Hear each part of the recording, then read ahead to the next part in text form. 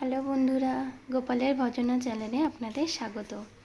আজকে অনেক দিন পর আবার আমরা গোপালকে আপনাদের সামনে আনলাম। আজকে আমাদের 1 মাস পরে বাড়িতে পুজো দেওয়া হলো, কারণ খুবই একটা দুঃখজনক ঘটনা। আমার শ্বশুরমশাই গত হয়েছিলেন, 1 মাস হলো। তো তারপর আমাদের বাড়িতে পুজো বন্ধ ছিল।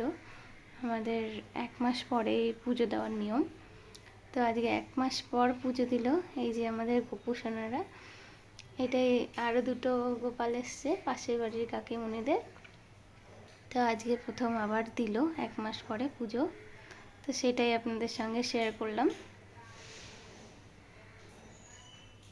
তো মন খারাপ তো একটা সবারই আছে, বিশাল একটা ক্ষতি আমাদের পরিবারের। আর আমার শ্বশুরমশাইকে সত্যিই আমি খুব ভালোবাসতাম।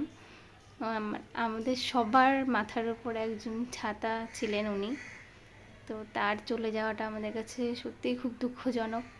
আমরা এখনো পর্যন্ত মেনে নিতে পারি না সেটা, কিন্তু কিছু তো করার নেই।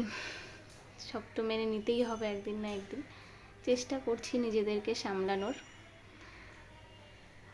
তো ইচ্ছে হলো যে আবার এতদিন পর পুজোটা হলো, আপনাদের সামনে একটু গোপুসোনাকে আনি।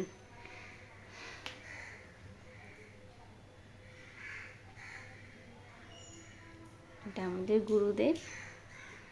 গুরুদেবের ফটো। এখানে বজরংবলী, গণেশ, রাম সিয়ারামের ফটো।